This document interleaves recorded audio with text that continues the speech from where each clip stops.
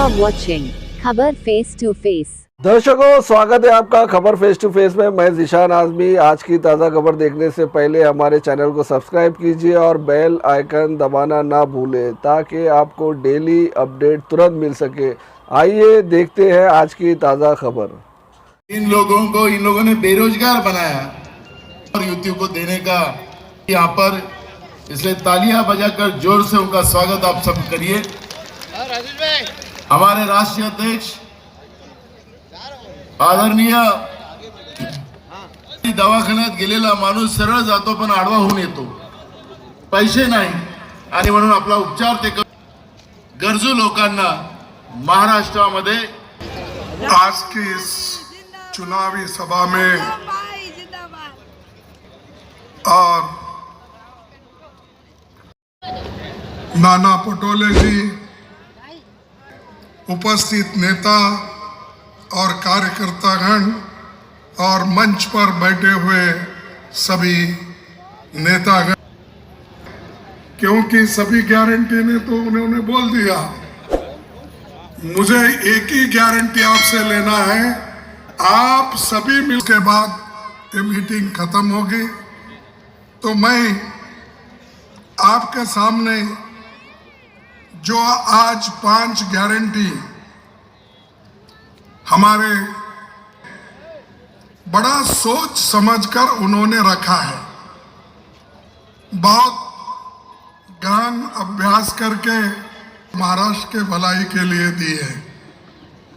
जैसे महिला को हर महीना, और ये गठबंधन सरकार का कहना है वाले हैं। महाविकास आघाड़ी की ये गारंटी है और महायुति की जुमलाबाजी है।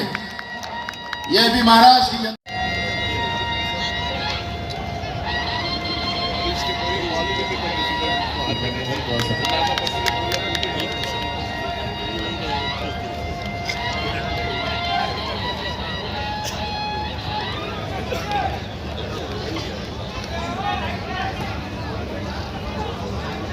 आज महाराष्ट्र की जनता को लोग सर्व महाआघाडीच्या कार्यकर्त्यांना माझा मनापासून मानाचा मुजरा।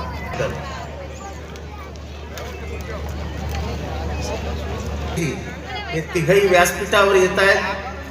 कार्यकर्त्यांनी आपल्या जागेवर उभं राहून राहुल गांधी जी और इंडिया अलायंस के शीर्ष नेतृत्व महाराष्ट्र को हमारी गारंटियों की घोषणा करने जा रहा है। प्रधानमंत्री जी, आप झूठ कह के बच नहीं सकते। हमारी बहनों को राजस्थान में मोदी की गारंटी 450 में देंगे। क्या हुआ? 500 के सिलेंडर से भी बहनें हाथ से गई, लेकिन विधानसभा के बाद लोकसभा का चुनाव आया, बहनों ने बदला लिया। राजस्थान में भाजपा की सरकार में 25 में से 11 लोकसभा की सीटें उन्हें गंवानी पड़ी।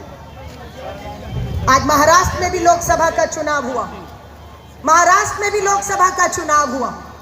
अपने दम पर ये सरकार नहीं, ना अपने दम पर ये 400 पार कर पा रहे थे। एनसीपी के 2 टुकड़े, शिवसेना के 2 टुकड़े, हमारे एक पूर्व मुख्यमंत्री, लेकिन गर्व है 2 मुख्यमंत्री आज भी कांग्रेस का ध्वज थामे इस मंच पर, हमारे शिंदे साहब का पृथ्वीराज जी आज भी इस मंच पर बैठे हुए हैं। जिन्हें बिकना था वो बिके, लेकिन महाराष्ट्र ने देखा उन्हें टूटते बिखरते बिकते हुए। लेकिन आज महाराष्ट्र के भविष्य का फैसला 20 नवंबर आपको करना है।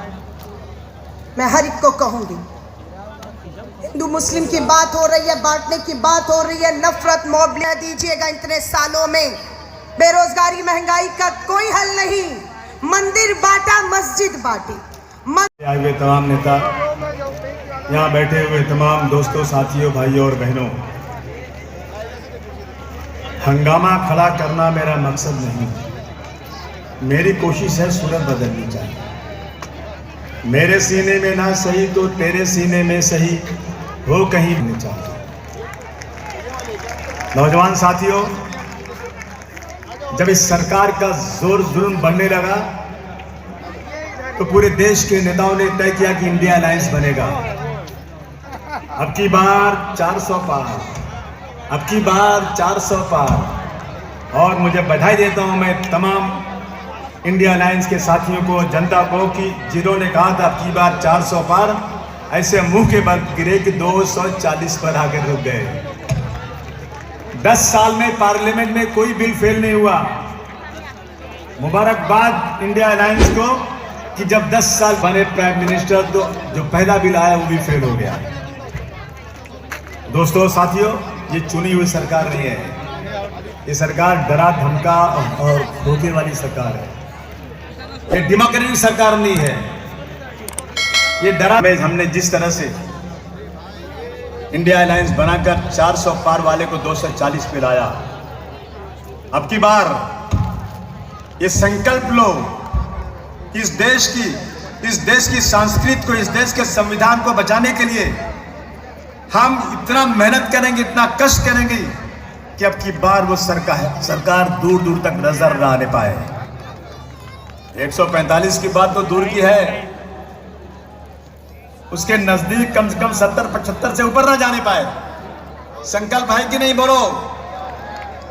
ये संकल्प लेके जाना है यहां से। दोस्तों, आप जरा सोचिए, इस देश में सिर्फ हिंदू और मुस्लिम चलेगा?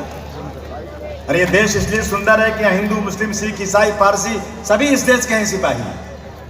लेकिन आज जो है इतनी लुच्ची सरकार है ये कि इसके पास कोई प्रोग्राम नहीं है। मुझे बताइए, 2014 के पहले कभी भी मॉब लिंचिंग होती थी? यहां पर कभी नहीं होती थी। क्या मुस्लिम बहनों का बुर्का कभी 2014 के पहले उतारने की बात हुई थी? कभी नहीं हुई थी। आज बीफ के नाम पर आज कितने मुसलमानों को जबरदस्ती पेड़ में बांध के मार दिया गया। मुझे अफसोस है, जो सिपाही पुलिस हमारी रक्षा के लिए रहती है ट्रेन के अंदर, एक ट्रेन के अंदर घुस के एक सिपाही ने 3 मुसलमानों को निकाला, गोली मार दिया और उसकी बॉडी पर पैर रख कर कहता है कि इस देश में रहना है तो मोदी और योगी कहना पड़ेगा। सरकार को हटाना है कि नहीं हटाना है? इस सरकार को हटाना बहुत जरूरी है। लव जिहाद नाम की कोई चीज नहीं थी इनके पास। पेन कार्ड जिहाद, लव जिहाद, लैंड जिहाद और जिहाद। अरे पढ़े लिखे नहीं हो क्या? जाहिल हो क्या? उस टीचर ने अपने क्लास में एक छोटे से 8 साल के बच्चे को खड़ा किया और दूसरे बच्चों से कहा इसको मारो। क्यों मारो? कि ये मुसलमान है। गांधी जी की खातिर की मूर्ति बनाकर, मंदिर बनाकर पूजा करने की बात करते हैं। इसलिए दोस्तों, हमें बहुत सतर्क रहना है और किसी तरह से भी अब की बार उस सरकार को नहीं जाने देना जिसके पूरा का पूरा देश का प्रॉपर्टी बेच दिया। अरे दुनिया में जितने भी देश है, छोटे से छोटे, सबकी अपनी एयरलाइन है। मेरे देश की कोई एयरलाइन ही नहीं है। सारी प्रॉपर्टी बेच दिया, इंडस्ट्री बेच दिया, फैक्ट्री बेच दिया, एयरपोर्ट बेच दिया, सीपोर्ट बेच दिया, ट्रेन बेच दिया। अब इनकी नियत है मुसलमानों की वक्फ बोर्ड की जमीन पर। किसी सरकार ने नहीं दिया है, किसी की मेहरबानी से नहीं मिली है। हमारे बुजुर्गों ने अपनी जमीनों को, कब्रिस्तान को, भारत नगर साइड में जो गेट है ये अंदर, स्कूलों को, यतीम खाने को, इनको डोनेट कर दिया, वक्फ कर दिया। और वो जमीनें 200 साल तक अंग्रेज ने उसने टच नहीं किया। छत्रपति शिवाजी महाराज ने 700 एकड़ जमीन एक बाबा को दिया, आज भी है वो जमीन। लेकिन ये सरकार इतने छोटे जहन की है कि 10 साल में छोटे से बर्तन में जो है उछाल आ गया है। दोस्तों, इसलिए हम आपसे कहना चाहते हैं दोस्तों, हमें इस देश को बचाना है। मैं कहता हूं, न तेरा है न मेरा है, ये हिंदुस्तान सबका है। न तेरा है न मेरा है, ये हिंदुस्तान सबका है। नहीं समझी गई बात तो नुकसान सबका है। सागर से जो नदियां मिल गई दिखलाई नहीं देती, महासागर बनाने में मगर नुकसान सबका है। दोस्तों, साथियों, आज संकल्प लेकर जाओ, संकल्प लेकर जाओ कि कुछ भी हो जाए, आधी रोटी खाएंगे लेकिन महाविकास को जिताएंगे। ये वादा है कि नहीं आपका? माली से अदावत है पर शदाए चमन हूं मैं। माली से अदावत है पर शदाए चमन हूं मैं। सरकार का दुश्मन हूं पर वफादार वतन हूं मैं। माली कभी रुतबे में चमन हो नहीं सकता। सरकार का मतलब तो वतन हो नहीं सकता। माली को बदलेंगे तो चमन फिर भी रहेगा। महाराष्ट्र की सरकार आभार प्रकट करता हूं महाविकास आघाड़ी का कि आपने मुझे बोलने का मौका दिया, लेकिन ये मेरा वादा है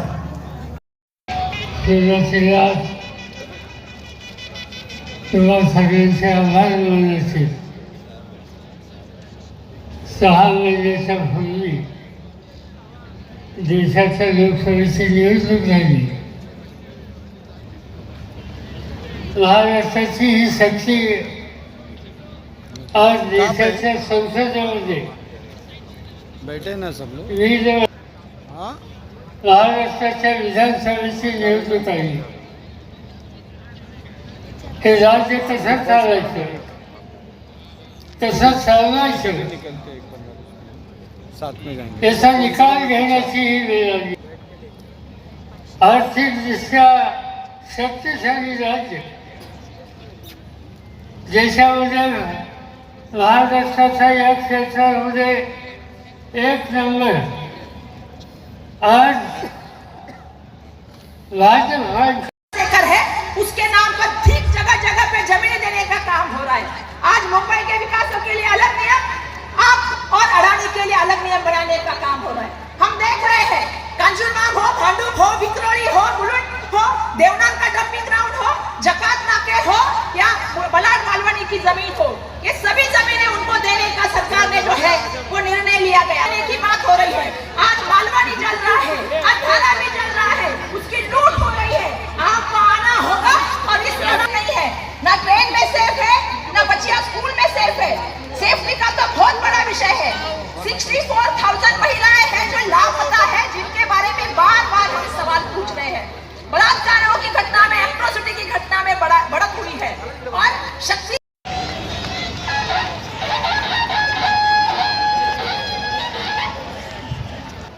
आदरणीय जननायक राहुल गांधी जी,